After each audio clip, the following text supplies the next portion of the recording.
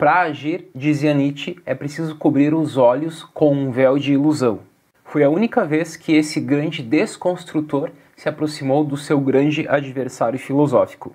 Hegel colocava de maneira radical o filósofo em oposição ao homem de ação. Hoje é como se as pessoas tivessem bebido o cálice até a última gota. É como se elas tivessem chegado ao extremo entre teoria e prática, agir e pensar. A partir do século XVII, com a Revolução Científica, com a ciência, é como se as pessoas tivessem chegado ao extremo da dominação do mundo. O próprio Descartes falava que com a ciência seríamos senhores e dominadores da natureza.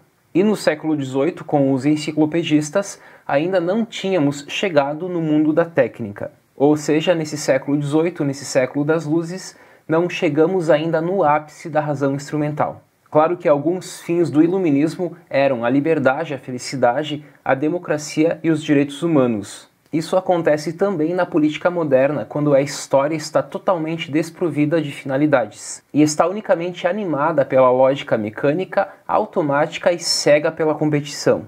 Há aqui apenas o crescimento da dominação do homem sobre o mundo.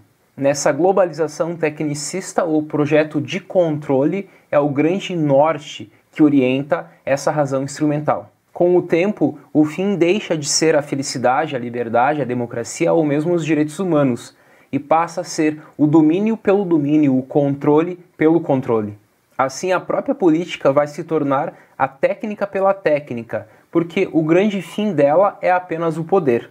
A busca de objetivos como o fim do desemprego, a retomada do crescimento, deixa de ser o fim último da política. A ideia do bem-estar da sociedade não é mais o fim da política, mas é o objetivo para alcançar a manutenção do próprio poder. Nossa vida de humanos mortais é totalmente frágil e limitada.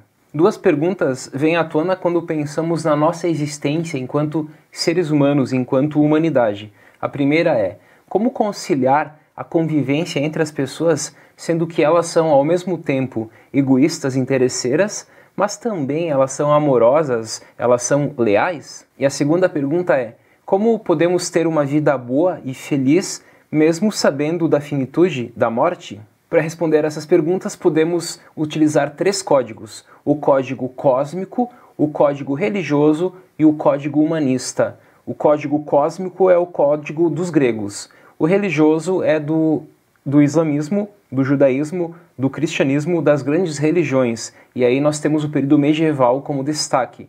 E o código humanista é o código dos modernos. O código cosmológico fixa limites objetivos à liberdade humana e faz da cidade, da polis, um decalque da natureza. Um governo é justo e bom não quando ele parte da vontade geral do povo, mas quando ele organiza a cidade a partir da natureza, pois há pessoas que ficam no alto devido à sua natureza, há pessoas que ficam no meio e há pessoas que ficam embaixo.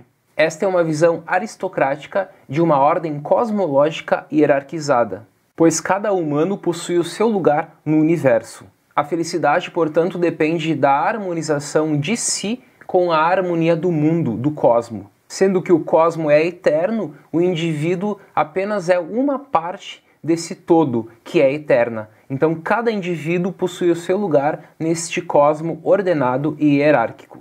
Já o código religioso, o código das grandes religiões como o judaísmo, o cristianismo e o islamismo, presente muito no mundo medieval, parte de um plano moral com, por exemplo, certas leis, certos códigos, certas normas que devem ser seguidas. Um exemplo aqui é as tábuas da lei de Moisés, mas também propõe um sentido para a vida, garantindo assim a imortalidade da alma e recompensando assim os atos bons, recompensando aquele que segue esse código religioso. Portanto, se para o mundo grego, para o mundo cosmológico, existia uma hierarquia e existia uma ordem neste mundo, já para o mundo de uma vertente mais das religiões, aqui existe um código e as pessoas que seguem esse código são recompensadas. E por fim, o código humanista, o código laico, que nasce na modernidade, ele se desenvolve a partir do século XVI, com o Renascimento, século XVII, mas principalmente com o século XVIII, o século das luzes. Ele sim aponta certas regras, mas ele tem o problema de evocar essas regras a partir de princípios, pois no mundo grego tudo estava hierarquizado e ordenado a partir do cosmo, das coisas da natureza. Para o mundo da religião, tudo está ordenado a partir de um âmbito transcendente. Já para o mundo moderno, não há mais esse âmbito fora de si, pois a base é o próprio ser humano. Então aqui nós temos a ideia de que a fundamentação das regras ela deve ser da própria humanidade, do próprio ser humano, e não de algo externo ao ser humano, como o cosmo dos gregos ou o Deus dos medievais. Aqui não precisamos mais do cosmo e nem de Deus, mas o próprio ser humano que põe os limites para a atuação de seus atos diante da presença de um outro ser humano. Então a minha liberdade, segundo os liberais, segundo John Locke, segundo Kant, termina quando começa a liberdade do outro. O limite de atuação não vem mais de algo externo, mas vem do próprio ser humano. A vantagem do terceiro código é que ele permite a convivência de ideologias diferentes. Há no mundo de hoje uma pluralidade de posições, a partir de várias doutrinas morais abrangentes, como destaca John Rawls. Então, como conseguir conciliar essa pluralidade de posições? A resposta é respeitando todas elas, desde que elas sejam racionais e razoáveis. As posições que são razoáveis devem ser respeitadas. Mas claro que, se as posições não forem razoáveis, aí nós podemos criticá-las. Por exemplo, é razoável hoje aceitar várias posições diferentes acerca da religião e da política, mas se certas posições religiosas ou políticas defendem certos absurdos, bom, então elas não merecem esse respeito.